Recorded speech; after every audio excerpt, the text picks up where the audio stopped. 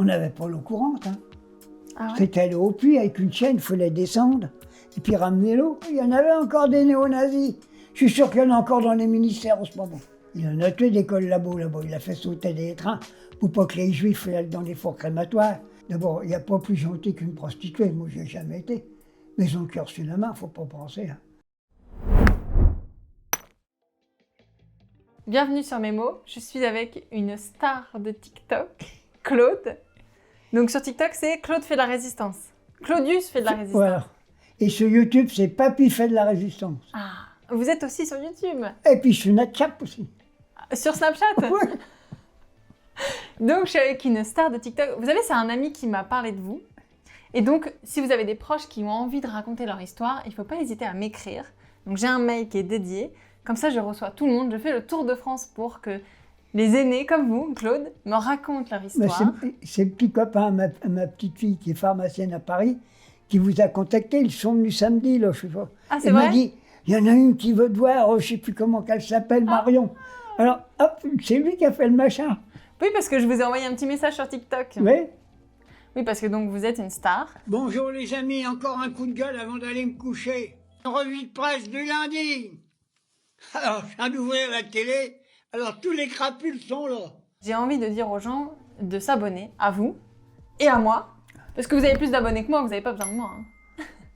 Donc, Rien que merci. votre présence, ça m'amène du bonheur. Merci beaucoup pour le soutien et pensez à vous abonner.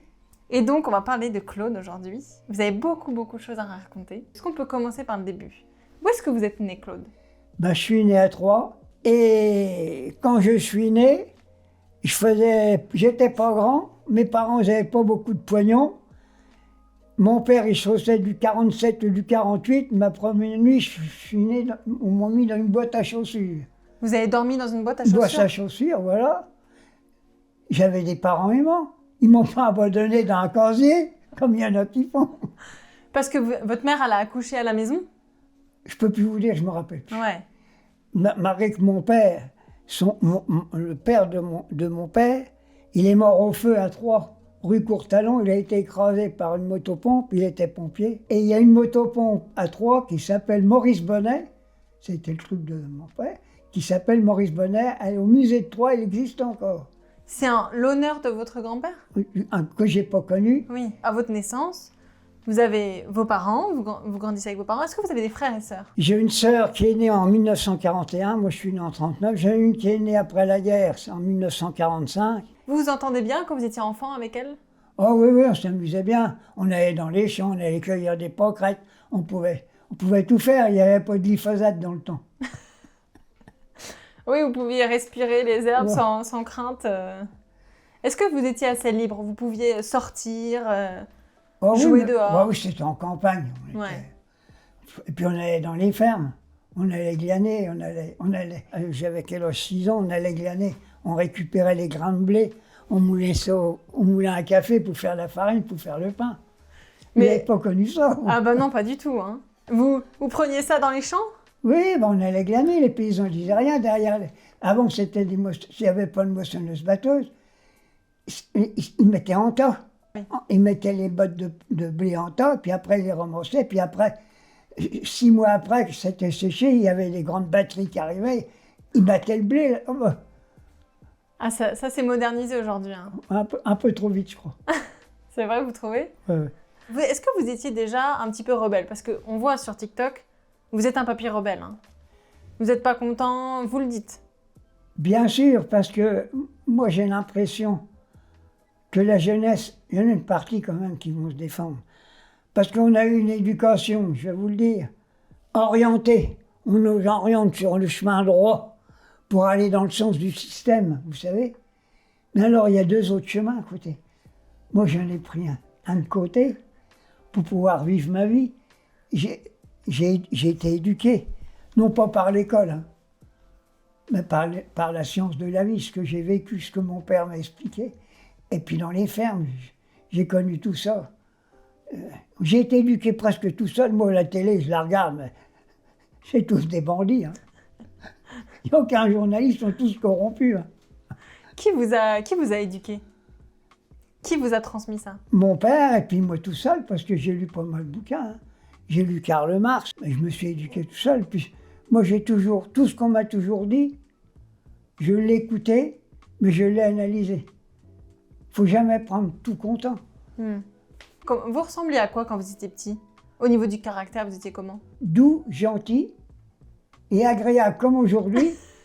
D'abord, mon grand-père, il était gazé à la guerre de 14. Il est revenu, il ne pouvait plus travailler, il s'est fait rempailleur de chaises. Il rempaillait les chaises à la maison et ma grand-mère était garde-barrière à Crenay. Alors dans le temps, les gardes-barrières, quand ça sonnait, il fallait pousser les barrières à la main. C'était comme ça. Ah, vous vous souvenez de ça? Oh ben j'allais voir ma grand-mère là-bas, j'étais heureux comme un pape là-bas. Et vous savez, j'ai eu une maladie grave quand j'étais gamin. Vous savez ce qui... Pourtant, moi je suis pas pour les curés, moi. Enfin, il y en a des bons. Hein. Et ben c'est un curé qui m'a sauvé la vie, moi, qui m'a soigné. Il était un peu médecin, c'était l'abbé Pierre-Lot de Crenay, ouais, j'ai pas peur de le dire. Il élevait des souris blanches d'un bateau lavoir à la préfecture pour faire des essais pour essayer de trouver des médicaments. Oui. Mais il vous a guéri de quoi? Je sais plus ce que j'avais, j'en sais rien. Ah ouais? Et vos parents avaient pas de solution et ils sont allés voir l'abbé? Oh ben l'abbé passait chez tout le monde, les curés dans le temps. Ah. Il y avait des bons curés. Et donc, est-ce que vous aviez déjà un petit peu le côté rebelle? Est-ce que vous dérogiez aux règles? Ou non, c'est arrivé plus tard, ça? Ah, aux règles de papa et maman, jamais. Et c'était des gens admirables. C'est vrai? Avec rien, ils nous ont élevés. Et tout mon papa en dire autant. Ouais. Que ce soit ma mère, elle était un peu revache. Papa, jamais il m'a mis quoi que ce soit, une claque, quoi que ce soit. Ah ouais? Il m'appelait, me disait, c'est pas comme ça qu'il faut faire, c'est comme ça. Et je l'écoutais, question de ça. Ils étaient très humains, très généreux? Ah oui, oui, bah, papa, pour avoir fait le maquis, était humain. Hein. Il en a tué des collabos là-bas, il a fait sauter des trains pour pas que les juifs aillent dans les fours crématoires. Votre papa, il était maquis? Oui, il était au FTP, papa. Donc votre papa, il était maquis, donc il était dans la résistance? Dans la résistance. Et il me disait, là maintenant, il ne peut plus me le dire, mais il n'y avait pas de racistes, il y avait toutes sortes de gens qui étaient dans la résistance. Des Noirs, il y avait des Tziganes, ils étaient tous ensemble. Et maintenant, on fait du racisme et ces gens-là nous ont rendu service. Et puis tous les sans-papiers, il faut leur donner des papiers. Et puis ceux qui font les cons, qui font le bordel, il faut les punir comme on punit les Français. Une justice. Mais il ne faut pas mettre tout le monde dans le même sac. Non, évidemment. On revient sur votre papa, donc c'est assez exceptionnel. Votre papa était dans la résistance, mais est-ce que vous le saviez sur le moment? J'étais trop petit au départ. Oui. Il est parti en 40 quelque chose dans la résistance, la guerre, c'était fin 40. Et moi, j'ai connu mon père à la fin de la résistance. Quand, des fois, je me rappelle encore, j'avais 4 ans, il venait voir maman avec la mitraillette et tout le barda. Bah oui, vous l'avez qui viennent chercher à bouffer. Hein. Il allait chez les paysans chercher un peu de lard, un peu d'œufs pour nourrir tout le monde hein, dans la résistance. Qu'est-ce qu'il faisait dans la résistance? C'était quoi les actions qu'on se rend pas compte? Ben, il faisait sauter les trains. Ah ouais. Il faisait pour éviter, pour pas que les Allemands ils avancent. Et puis il y avait des réseaux de renseignement entre maquisards dans toute la France entière. Ouais. Qu'est-ce qu'il a fait, Jean Moulin? Des préfets comme ça, on n'en aura plus jamais. Et il faisait sauter les trains qui emmenaient les Juifs à Auschwitz, par tous exemple? les trains, aussi bien le marchand au départ. Ah ouais. Tout. Ah. Et ça, vous vous souvenez quand vous l'avez appris ou pas? Que votre père faisait partie de la résistance? Ah oui, puis j'en étais fier. Hein. Bah oui. Même à l'école, quand j'avais 6-7 ans, je me rappelle, on allait à l'école, c'était mon charmant, il s'appelle Pion. C'était un connard. Alors il y avait tout le monde qui arrivait, puis alors quand il m'interrogeait, alors le fils du tueur, tu sais quelque chose? Ça m'a resté. C'était ça. Le fils du tueur? C'est pour ça que j'y dis à papa. De Gaulle, il a fait une connerie. Ils auraient dû vous laisser les armes. Vous auriez dû nettoyer un peu. Il y en avait encore des néo-nazis. Je suis sûr qu'il y en a encore dans les ministères en ce moment. Et quand votre papa était maquis, est-ce que vous sentiez l'inquiétude de votre maman? Est-ce qu'elle avait peur? On était habitués. Ouais. Puis des fois, quand il ne pouvait pas venir, c'était un autre maquisard qui venait donner des renseignements. Il partait pas tous les jours? Ah ben, il était jamais là, mon père. Ah oui. Mais il fallait pas quitter. À chaque fois qu'il remplaçait, il m'a même raconté, un coup, il avait envie d'aller au WC, c'est un de ses copains qui avait pris, s'était mis sur la mitrailleuse. Il est revenu, il était mort. Il te rend compte, j'aurais resté là, c'est moi qui aurais été mort. Non. Ah oui, mais ça tirait pas tous les bouts, il ne faudrait pas croire que... Ah ouais. Mais la jeunesse, c'est ça que les jeunes, ils ne connaissent pas. S'ils savaient tout ça, Bah non. ils ne donneraient pas des ronds pour faire des bombes ou des machins. Quand j'étais chez Lidl ce matin, j'ai engueulé le directeur. Ils vendaient des mandarines d'Israël, j'y vous rendez compte? J'avais des gens, vous achetez une mandarine? C'est une bombe qui va aller sur les petits gazaouis. N'achetez pas ces saloperies-là. Moi, je suis comme ça, moi. Chez le verger? Hein? Chez le verger? Non, dans le magasin Lidl. Hein. Ah oui, ah oui. Moi, je ne me gêne pas. Quand je vois un truc, je ne peux pas les retourner parce que je sais que c'est le pauvre personnel qui va le ramasser. Oui. Mais j'ai une envie folle. Donc votre papa, il est maquis.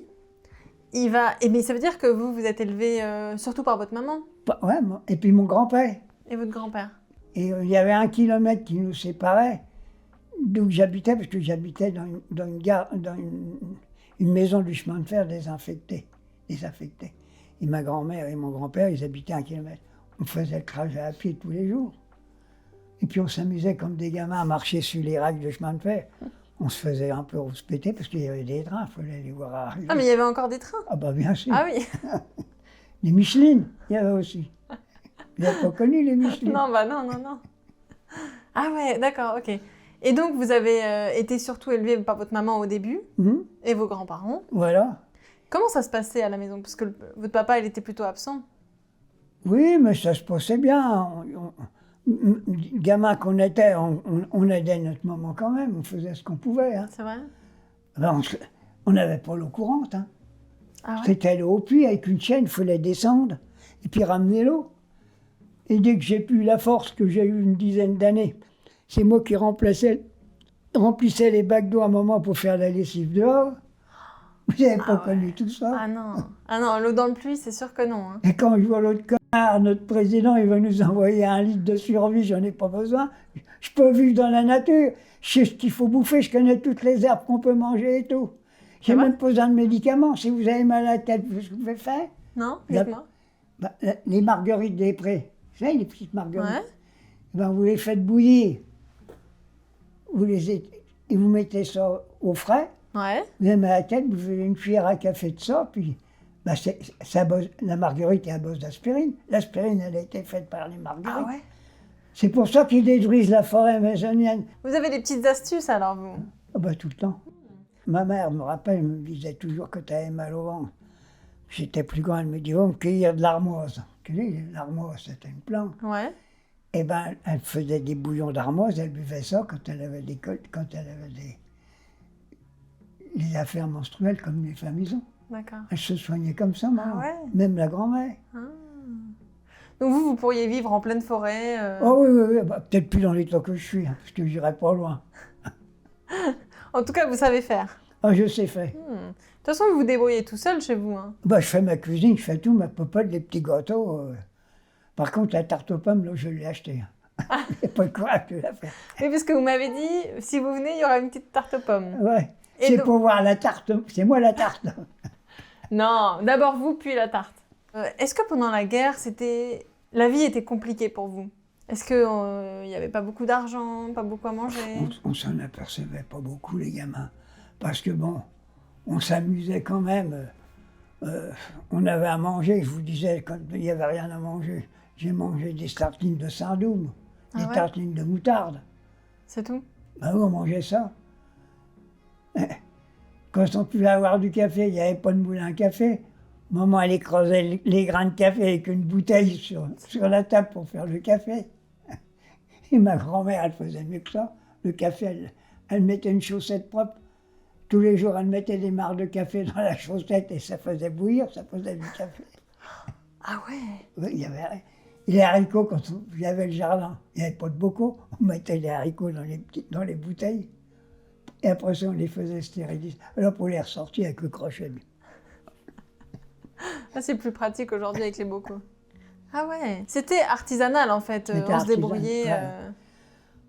dans le fond, puis moi, non, moi j'avais des parents aimants, et puis on se débrouillait bien, puis on s'amusait avec rien, les gamins. Une roue de vélo, un bâton, on faisait rouler le vélo. Hein. On prenait une brosse à dents avec une ficelle, on croyait qu'on promenait notre chien, on s'amusait avec rien. Vous êtes un homme de la nature. Ah ouais, ouais. Moi, ça m'arrive des fois. J'ai un verger, là, il va être vendu. J'ai des chênes, j'avais. Moi, quand je suis tout seul, des fois, j'ai encore été cette semaine, je prends le chêne à bras le corps, et puis je réfléchis. Et puis je mets mes pieds, je sens ces racines qui me chatouillent le chêne. Moi, je suis un homme moi, je suis pour les arbres, moi. Il faut détruire. Moi, il y en a qui tuent les araignées, moi j'en ai une dans les WC, je veux pas qu'on la tue. Depuis qu'elle est là, j'ai plus de moustiques, il n'y a plus rien. Oui, vous êtes un rebelle. Même aujourd'hui. Bah, j'ai été quand même militant syndicaliste. Hein. Ah, je J'ai sais. été 18 ans président du programme. Tiens, c'est Robert Badinter qui m'a donné le diplôme là-haut. Ah oui. Il était décoré par Badinter. Moi. Ah ouais, la J'ai classe. 7 médailles militaires. Et pas pour avoir tué des gens, pour en avoir sauvé, moi aussi. C'est vrai. Mais vous allez nous en parler, vous avez fait la guerre Oui, d'Algérie. alors, on continue sur ma jeunesse. On continue. Bon, bah, j'ai été à l'école. Bon, j'étais pas un élève studio. Hein. Studieux. Par contre, je savais toutes mes récitations, partout, on pouvait m'interroger. J'ouvrais jamais un livre. Ah ouais. J'avais une frangine qui rabâchait ça pendant des heures. C'était enregistré quand elle m'interrogeait, je récitais mieux qu'elle. Ah, vous avez une mémoire phénoménale. Oh, bah, moi, j'ai pas un cerveau lent. Hein. Ah ouais. J'ai même pas un cerveau 16. Vous savez ce que c'est un cerveau 16? Un cerveau 16? 16. Non. C'est un tout petit cerveau, c'est un cerveau très étroit. Très étroit, ça fait combien? Un cerveau 16? Ah, très étroit. Oh, j'ai dit à quelqu'un que c'est un con, vous lui dit qu'il a un cerveau 16. Très étroit, 16, un cerveau 16, ok. Ah waouh. Ça, c'est de moi, ça. Oh, j'en ai fait. C'est votre propre Bon, création. J'ai écrit des histoires pour Montagnier dans le temps. Ah ouais? Des blagues? Des blagues. Mais de toute façon, on a vu depuis qu'on est arrivé, vous êtes un petit blagueur. Tout le temps, il n'y a que ça qui me fait vivre. Et quand je vais à l'hôpital, il faut voir les infirmières. Il est là, le papy, il est là. Ils descendent de tous les étages pour m'embrasser. C'est vrai? Vous êtes une star partout où vous allez. Partout. Je ne ferai pas de mal à une mouche. Donc l'école, vous n'êtes pas très studieux. Non, non. Mais vous êtes... Par contre, je lisais beaucoup à la maison, j'aimais bien. Qu'est-ce que vous lisiez? Oh, bah, plein de trucs. Des trucs de gamin, quand papa il m'amenait les pieds nickelés au Spirou. Vous n'avez pas connu Spirou? Bien sûr, Spirou, oui. Et les pieds nickelés non plus? Les pieds nickelés, non? Avec Clochard et Philochard. Non. Oh, moi, c'était terrible, ça aussi. Mais Spirou, bien sûr, je connais. Puis je faisais plein de dessins, je dessinais, je faisais pas mal de trucs. Mais ça ne m'intéressait pas trop l'école, parce que... Quelquefois, et puis alors quand j'avais le prof là, qui m'avait traité de fils de tueur, alors celui-là, je ne pouvais pas le voir. Il faut que je vous raconte une histoire. Elle est terrible, celle-là. J'avais un oncle, c'était un peu un poivreau. Puis quand on souhaitait la bonne année, il disait « Je t'en souhaite une bonne, une longue et une vigoureuse », tu sais. C'était la rentrée des classes, c'était Madame Panon. Oh, on coupe un peu. Tout le monde disait « Bonne année, bonne santé, madame ». Moi, je dis « Gamin, j'ai mieux que ça. » J'avais 6-7 ans que je savais. Elle passe vers moi, je dis « Madame, je vous en souhaite une bonne, une vigoureuse. » Elle me fout une caille dans la gueule, chef. Papa, il était de l'engueule. Je savais pas ce que ça voulait dire, moi. Non, mais ça, c'est des trucs qui arrivent quand t'es gamin. Bah oui. T'entends une connerie, tu la racontes. Elle vous a mis une claque, la prof? Ah oui, c'était Madame Panon, je me rappelle. On était tous alignés en randonnion, là. Oh, ma pauvre. C'est pareil à l'école. Moi, j'allais en sabot de bois. On avait des sabots de bois et des culottes courtes, hein, Ah ouais. à l'époque. Bah, on n'avait rien. Ah oui. Puis quand on arrivait à l'école, ils nous disaient qu'il fallait qu'on amène notre bois pour chauffer, pour mettre le feu dans le... pour chauffer. Il n'y avait pas de bois. Vous allez avec la bûche La bûche à l'école. Ah, wow. Et puis ceux qui n'amenaient pas la bûche, ils étaient dans le fond de la classe, ils ne se chauffaient pas. Ben oui. Quoi. Les gars qui amenaient du lard et des œufs, ils étaient chouchoutés, on les prenait à part pour leur apprendre mieux, les paysans. Et puis, ça marchait comme ça. Ils amenaient du lard, des œufs aux profs. Moi, j'ai connu tout ça. Les gens, ils n'ont pas connu ça. Vous aviez... Vous savez, on a fait, comme j'étais gamin, pour s'acheter des bonbons, on appelait ça les carambars. Vous avez peut-être connu. Les carambars, ouais. Hein? Bien Non, ça coûtait 1 franc, les petits. C'était de petits carrés, les petits. C'était pas les longs. Ah, On allait piquer les pots de lapin, et puis les pots de lapin, puis on allait les vendre à un marchand de pots de lapin pour se faire des sous. Bah, les jeunes, on a toujours fait des conneries. Bah mais oui. mais pas comme maintenant. On n'aurait pas pillé, on n'aurait pas cassé, on n'aurait pas... Ouais, non. C'était les petites bêtises d'enfants. Les petits d'enfants. Hmm. Moi, je peux pas me plaindre de mon enfance. C'était l'époque. C'était la misère partout. Hein. Tout le monde grappillait quelque chose pour manger. On allait piquer des pommes dans les vergers. On allait... Puis je me rappelle encore, j'étais gamin. Il y avait 41 maquisards à la maison d'arrêt de Troyes. Les Schleux ont mis les chercher avec les gendarmes Col-Labo. Ils ont été fusillés à Crenay. Il y a un monument à Crenay. 43 maquisards. Il y avait des... J'ai des photos là. Je voulais passer FR3, ils n'ont jamais voulu. Ah bon? J'ai pas le droit de montrer ça. Si, vous me montrez après. Oui, je vais vous montrer. On va montrer et on mettra les photos. Oh, je sais pas s'il faut les mettre, parce que Ah. c'est des macabées quand même. Ah, c'est les photos... Ben, c'est papa qui avait été les prendre quand 2 jours après, ils étaient encore là. Ah oui. Pour avoir des souvenirs, il a été prendre ceux qui étaient morts au bout des poteaux d'exécution. Ah oui, vous avez les photos des maquisards morts. Ouais. Ah oui, je comprends pourquoi c'est pas passé à la télé. Ah, ben, je vois, plus ça n'a pas passé à la télé. Il faut le dire. Mais il faut en parler. Ceux qui ne me croient pas, je leur montre et puis c'est tout, mais il ne faut pas les montrer, quoi. Non, oui, d'accord. Ah, Et ben, donc, votre papa, il a perdu beaucoup de ses camarades. Oh, ouais, il y en a eu, hein, des résistants. Et votre papa, il a eu beaucoup de chance alors? La chance, oui, si on veut. Ben, il a reçu une grenade quand même dans le ventre. Ah bon? C'est le père Lafro qui avait été chercher des médicaments à l'hôpital pour le soigner, puis il avait ramené une infirmière en vélo, depuis l'hôpital de Troyes jusqu'à Saint-Marc-en-Othe en vélo pour soigner les maquisards qui étaient blessés. Oui, parce qu'en plus, il fallait faire tout ça en secret. Bah, bien sûr. Le père Lafro, moi, il a sa faute, sa statue là. Oh, c'est seul, à part le pape et lui, c'est les seuls curés que j'ai aimés. Parce qu'il avait le pétard sous la soutane, hein. Il disait au directeur de l'hôpital, tu me donnes ça ou tu me donnes ça. Hein. C'était un père résistant. Oui, c'était un curé. Il avait, après la guerre, il avait fait un cinéma pour nous, les gamins. C'était Moderne et l'Alerte. Ça n'existe plus, c'était des cinémas pour nous, les jeunes. Il avait fait des cinémas, il récupérait des films. C'était des films de dans le temps, en noir et blanc, il n'y avait pas de couleur. Oui. On était tout contents. Ah, vous vous souvenez, le premier cinéma? Ah ouais. Et vous y êtes allé? Ah bah bien sûr, j'y allais. De Crenay en vélo même. Ah ouais? C'est un peu loin? Bon, il y avait 3-4 kilomètres quand Ouais, même. quand même. Et puis on mettait nos vélos, quand on était gamins, rue Payot de Montabert, c'est là qu'il y avait les prostituées. Les prostituées nous protégeaient. Hein. C'est vrai? Ah oui, oui. D'abord, il n'y a pas plus gentil qu'une prostituée, moi je n'ai jamais été. Mais ils ont le cœur sur la main, il ne faut pas penser. Hein. On mettait les vélos chez eux, hop, pour pas qu'on nous les pique. Puis quand c'était la fin du cinéma, ils ouvraient les portes, les filles de joie, puis ils nous redonnaient nos vélos. Ah. Non, il y avait des prostituées en pleine rue comme ça. Bah, pas en pleine nuit, ça Enfin, s'appelait la ruelle des chats. D'accord. Vous avez jamais visité Troyes? Si, une fois. Mais donc, il faut que j'aille voir la ruelle des chats? Ouais. Ok. Mais les maisons, ils se touchent. En haut, les locataires, ils se serraient la main d'une fenêtre à l'autre. C'est vrai? Et donc, c'était une rue où il y avait beaucoup de prostituées. Oui, dans le temps, oui. Ok. Oui, parce qu'aujourd'hui... Bah, on sait bien que 5 minutes sur le dos, ça rapporte plus qu'un quart d'heure sur les jambes maintenant. c'est sûr.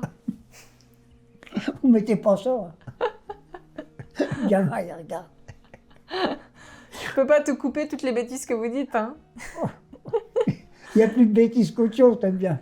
Non. Non, mais c'est vrai. Est-ce que vous auriez bien aimé être Premier ministre, vous? Oh, pourquoi pas même président de la République? Moi, même président, pourquoi Ah bah, pas? j'ai pas fait d'études, je fais des fautes à tous les mots, mais j'en ai rien à C'est foutre. pas grave. Moi, il me disait toujours, j'étais jeune, ma femme, elle n'a jamais voulu. Il voulait me faire monter dans le Parti communiste à l'époque, c'était un... Ben, je dis, je peux pas, mais il me dit, t'inquiète pas, mon gamin, il roulait les airs, c'était un ancien boulot. Il me dit, t'inquiète pas, mon gamin, du moment que ta langue, elle fait pas de faute politique, on va te donner une secrétaire, t'auras qu'à parler, elle te mettra tout sur... Oui, pas besoin de savoir écrire. Hein. Maintenant, j'ai des crampes dans les mains, je pourrais même... Votre femme, elle était pas pour?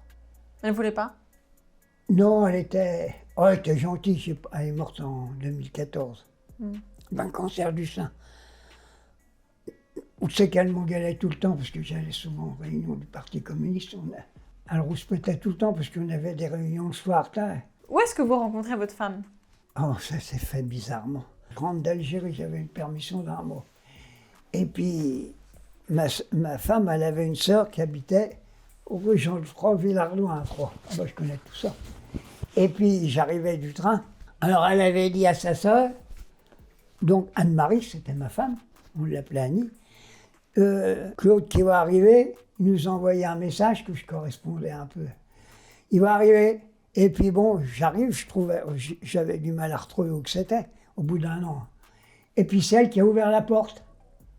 Et puis c'est tout, on a discuté, et puis bon, j'ai couché chez sa frangine, qu'elle était mariée. Lui, il était revenu d'Algérie avant moi, son mari. Et puis le lendemain, on a discuté, et puis elle était un peu patraque, tout ça. Puis je restais avec elle, on discutait, et puis on est tombés amoureux l'un de l'autre. C'est tout, je suis reparti encore je ne sais pas combien de temps en Algérie, on sait toujours. C'est la seule qui m'a jamais quitté pour me répondre pour écrire. En Algérie, vous lui écriviez, Ouais, vous échangez des lettres? Ah oui, oui, oui. C'était des mots d'amour? Oh, il y en avait plein, oui. On était jeunes, tout tremblait, hein. Le corps frissonnait. J'ai marié le plus vite possible pour être tranquille, quoi, c'était tout. Puis ma fille, elle est née 17 avril 63, voilà. Donc vous avez parlé de la guerre d'Algérie. Quand est-ce que vous êtes appelé pour la guerre d'Algérie? Ben, en 1959, je ne sais plus, j'ai fait 27 mois. C'était au mois de juin 50. Ouais, 50. Je venais d'avoir 19 ans. J'ai fait 27 mois là-bas, moi. Et premier coup, un mois sans revenir. Hein. On était cantonnés à Sidi Ferruche. On critique beaucoup la guerre d'Algérie aujourd'hui. Mais est-ce que vous aviez le choix d'y aller? On était appelés. Bah On oui, n'y allait pas, on était fusillés. bien sûr. Et puis ceux qui marchent, moi j'ai du pot que j'avais un capitaine, un commandant et un petit sergent-chef qui avait fait l'Indochine. Je serais mort, ils m'ont protégé, moi, là-bas. Ah oui. On ne pouvait pas.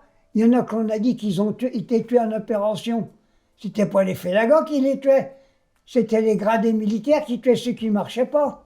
Les Français? Bah bien sûr. Ils les éliminaient comme ça. Je vous raconte un truc que je l'ai raconté aussi. À la fin, avant d'être libéré, j'étais à Alger. Ils ramenaient les corps des militaires français. Ils nous les fait mettre dans les cercueils avec les machins. On avait un truc au cou avec deux. Oui. Pour mettre sur le cercueil. On m'a fait mettre des bouts de bois dans les cercueils. Moi. On ne retrouvait pas les corps. Les gens, ils ont enterré les bouts de bois. Et ça, je suis la tête de mes petits-enfants, je vous le dis que c'est vrai. Le maréchal Bugeaud, celui qui a inventé les chambres à gaz, c'est pas Hitler, c'est lui. Ah ouais.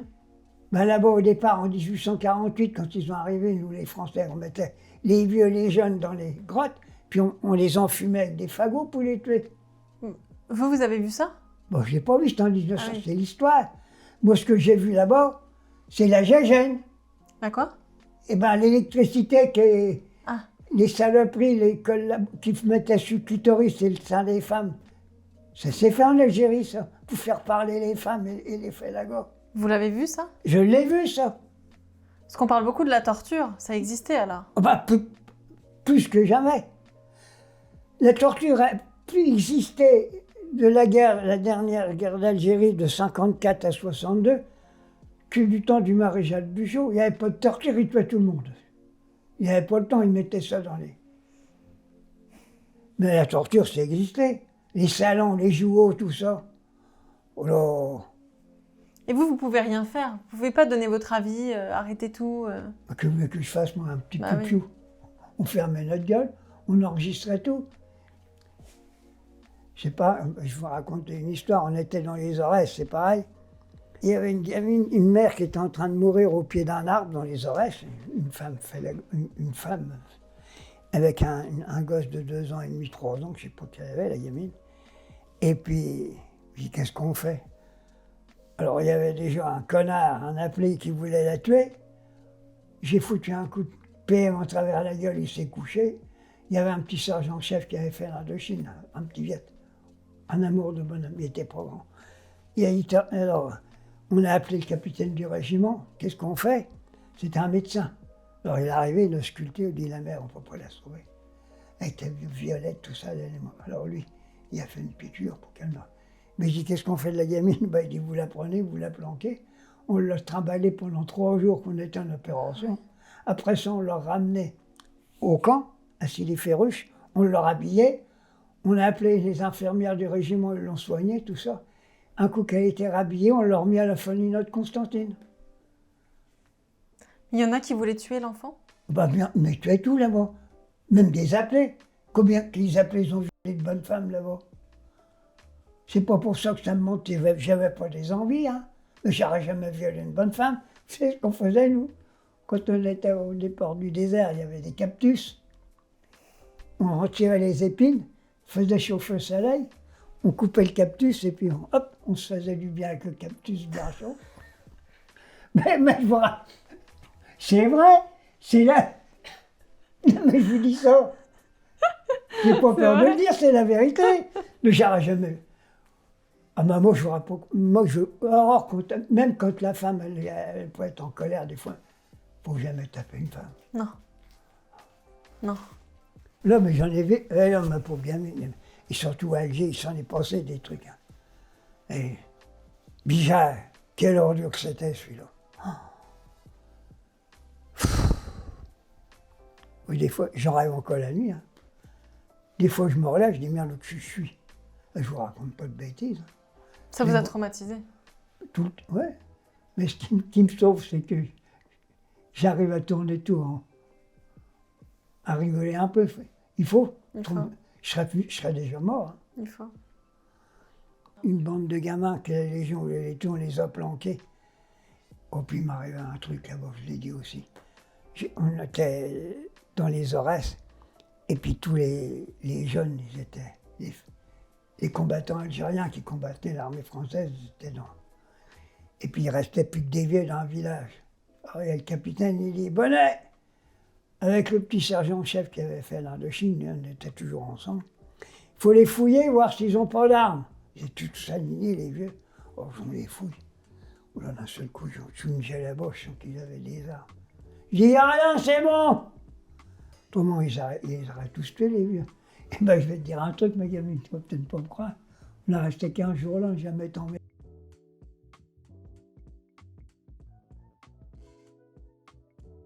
Le gamin, tu vas te rappeler de moi. Hein. Mais en plus, c'est la vérité. Hein. J'ai aidé les gamins qu'on a sauvés là aussi. Là. C'était votre façon un peu d'être contre cette guerre? Ah oui, bah, j'étais complètement... Comme je suis en toutes les guerres, moi. Ouais. Et vous étiez pour l'indépendance de l'Algérie? Dès le départ. On n'avait rien à foutre là-bas. Même combien de fois que j'engueule les musulmans sur les réseaux, là. La Tunisie, le Maroc, et bon, puis il y a l'Algérie. Vous pouvez pas vous mettre ensemble, bande de cons. Chacun chez vous, mais aidez-vous les uns les autres. Vous êtes des musulmans. L'autre fois, j'ai engueulé l'Arabie Saoudite. J'ai dit, vous êtes tout près de Gaza, on massacre les gamins et vous ne bougez pas. Il y en a un qui m'a dit l'autre fois, mais oui, mais il y a le karma. J'ai dit, le karma, il ne va pas sauver les gamins, bande de rigolos. Arrêtez de prier, battez-vous. Oh, vous les engueulez, moi. J'ai pas raison. Il dit rien, le jeune, là-bas. Il écoute. Il est sage. Ah bah oui, tu fais ton boulot, ton...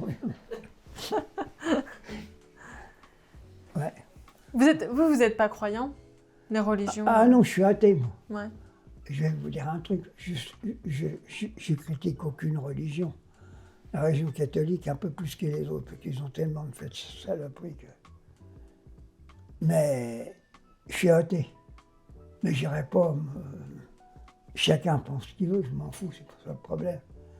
Mais vous pensez que vraiment il y a quelque chose là-haut? C'est pas possible. Vous vous rendez compte? L'autre fois, il y a Coluche qui est descendu de là-haut, il est venu discuter avec moi, il s'est fendu la gueule. Vous vous rendez compte, putain, je l'ai dit l'autre fois, putain, qu'il monte là-haut, vous vous rendez compte le monde qu'il y a? Oui, il y a du monde. Si j'ouvre la trappe, on va en prendre des cons sur la gueule. Et vous pensez qu'il y a quoi après? Il n'y a rien. Il n'y a rien? Ah, il n'y a rien. Vous êtes croyante un peu? Moi, je suis athée. Ben, moi aussi. Ah bah voilà. Mais j'ai du mal à imaginer qu'il n'y a rien. C'est pas rassurant. Mais oui, mais ce qui fait le tort du peuple, c'est qu'ils croient que ça va être... Ils s'en foutent de mourir, ils croient qu'il y a quelque chose de bien après, mais il n'y a rien. Si, ce que je crois, moi, c'est à l'atome, je vous expliquais. La réincarnation? Pas la réincarnation en tant qu'être humain, ou peut-être aussi, mais l'atome est indestructible. Si vous étudiez, moi j'étudie un peu tout ça. Mais je pense que la réintégration, elle peut se faire que par nos atomes. Nos atomes, c'est indestructible. On peut être dans un pissenlit, on peut être dans un animal quelconque. Vous aimeriez être quoi après? Réincarné avec mon caractère et ma façon de penser dans n'importe quel animal. Ah ouais, un animal. Oh, l'animal, oui. Une araignée dans vos toilettes? Ouais, ou un cheval, j'en sais rien, ou un oiseau. Ouais, ça c'est bien. Dans une colombe pour la paix. Ah, C'est pas bien dit. c'est beau, c'est beau, c'est beau, on adore. Et ça fait combien de temps que vous êtes sur TikTok, Claude? 1 an et demi, c'est ça à peine. Ouais. Et comment vous avez fait votre première vidéo? Que j'ai fait. Ouais, la première vidéo. Ah ben, je vais vous dire comment que ça s'est fait. Je trifouillais là-dedans, puis Jean-Luc Mélenchon, il était sur TikTok. Ouais. Je l'ai cherché, je dis merde. Puis alors je suis un peu fouilleur dans tout. Je trouve TikTok, je m'abonne, je fais ma première vidéo, ça part, et puis alors après j'en ai fait, puis même mes premières, ils me les ont saccagées. C'est vrai que je les ai engueulées un peu trop. Hein, enfin, bon. Mais si vous êtes trop, critique, TikTok, il vous supprime. Ouais. Puis des fois, j'étais un peu grossier. Alors, il y en a qui m'engueulent. Et vous savez, la grossièreté, j'ai plus les plus honnêtes gens près d'en être accablés. Ça, c'est dans le sida. Ah oui. Mais c'est vous qui gérez vos vidéos tout seul Ah, tout seul, tiens là. J'ai mes lumières, j'ai mon grand truc là. Mais vous êtes un vrai TikToker. Ben, vous avez pas vu mes vidéos quand je fais la cuisine? Quand vous faites la cuisine? Ah non, je les ai pas vues. J'ai fait la soupe. Ah. Et comment que je fais des coquilles Saint-Jacques flambées au Porto et à la crème fraîche. Comment je fais mes petits muffins. Je les ai partout, mes vidéos. Ah ben là, salut les amis! Papy fait de la résistance, alors il va faire un peu de pâtisserie. Là, j'ai des mamies partout qui me font des bises. Ben, je viens à la maison. Vous avez la coach chez les mamies? Ah oui, aussi, oui, pas mal. Partout, moi, je sais pas. Les jeunes, les mamies. Ouais, vous êtes l'ami de tout le monde? Ah, moi, tout le monde. Sur TikTok, tout le monde vous appelle papy? Ah oui, papy, et puis il y en a un qui m'a dit « Président, papy, président !» En ce moment, moi, il me reste à peu près 5 francs par jour pour bouffer avec ma retraite. Avant, c'était 10 €, mais j'essaye de replacer des sous pour faire Noël de mes petits-enfants. Mais enfin, je suis pas malheureux. Je leur dis, bande de cons français, bloquez le pays, arrêtez de travailler. Tout manuel, intellectuel, les gens de la campagne, arrêtez de bloquer le pays pendant 1 mois. N'allez pas manifester, vous allez faire massacrer par la milice du gouvernement. Restez chez vous, bouffez des patates, du riz, buvez de l'eau. De l'eau du robinet, elle est plus saine que l'eau en bouteille, Marie, que j'en prends. Elle est contrôlée toutes les 3 heures, l'eau en bouteille, elle passe des mois sur les parkings. C'est comme ça qu'on pourrait se faire entendre? Ah bah bien sûr. Tout arrêter? Tout arrêter. Faut bloquer, arrêtez. Ça ne dure pas 15 jours. Hein. Ils peuvent plus. Il n'y a plus de pognon qui rentre. Hein. Plus de voitures, plus d'essence. Vous avez fait des stocks de patates, de riz et puis un peu à bouffer. Ça suffit. Hein. Il reste 15 jours, mais ils coulent. Hein. Ils sont obligés de s'en aller. Hein. L'autre Macron, il s'envoie la queue entre les jambes hein, avec ça. Est-ce que ça vous fait penser à mai 68? Oh là, bah, je les ai fait, mai 68. Bien sûr. Oh là, bah, si je vous raconte mai 68, on n'est pas sorti de la guerre. Hein. On a un peu de temps pour vous me raconter ou pas? Bah oui, vous avez le temps que vous voulez. Hein. Ici, moi, j'aimerais bien que vous me racontiez mai 68. Eh ben, en mai 68, j'étais secrétaire de la CGT chez Fenwick. On a fait 8 semaines de grève. On a enfermé le patron pendant 3 jours. On y amenait quand même un peu à bouffer. Tu ne le feras plus maintenant, t'arrêtes les flics. Vous avez enfermé le patron dans une... Dans l'usine? Non. Bah oui, on y amenait quand même des casse-croûtes pour pas qu'il crève la faim. Quand même. Et puis on était 1200 chez Fenwick. Hein. Mais il n'a pas appelé les flics? On y avait coupé son téléphone et tout, il n'y avait pas de communication, on savait aussi. Ouais. On était un peu technicien à l'époque. Et puis un coup, il vient nous voir, c'était Morion, il est mort le gars. Oh, il n'était pas tellement mauvais, mais enfin bon. Mais il suivait les directives.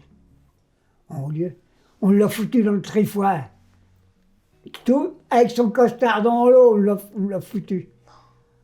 Oui, tu fais ça maintenant, tu peux plus. Mais mai 68, c'était exceptionnel. Ça n'a jamais existé depuis une grève comme ça. Mais c'est ça qu'il faudrait faire. Vous vous rendez compte, en 1968, on a eu 30% d'augmentation de salaire. Et là, en ce moment, avec on réclame le SMIC à 1600, 1700 euros, ça fait 15%. Ouais. La France est plus riche qu'en 68 quand même. Ils se foutent de notre gueule. Non, c'est pas vrai. Mais donc pendant 3 semaines, non 8 semaines, Huit pendant 8 semaines, semaines, ouais. vous ne travailliez Et puis- pas? Non. Ben, c'était à ce temps-là, les paysans, ils nous amenaient des camions de patates et tout ça, des choux, ouais. des machins, des œufs. Même les flics, ils ont défilé avec nous en 68. Ah après. Les commerçants, ils nous applaudissaient. Maintenant, tu fais une manif, ils vont te cracher à la gueule, les cons. Parce que mai 68, ça a réuni tout le monde, c'est pour ça que c'est historique. Ah ben, bien sûr. Bon, je parle pas de la cause qui a été à Paris, parce que bon, ça c'est autre chose. Est-ce qu'il y avait déjà on parlait déjà des violences policières ou pas? Oh non. Non. S'il y en avait quand même, parce qu'en 68, c'était quand même le préfet de police, c'était Papon, hein. Ah oui. Un ancien de la Gestapo. Hein. Ah oui. C'était Papon. C'était Papon. Ah oui, vous avez Oui. connu Papon? Ben, bien sûr. Et en 61, le massacre qu'il y a eu des Algériens qu'on les a foutus dans la Seine, c'était Papon, le préfet de police. On les a noyés dans la Seine. C'est pour ça, quand j'ai vu les Jeux Olympiques, personne ne disait rien. Quand j'ai vu la délégation algérienne qui jetait des roses dans la Seine.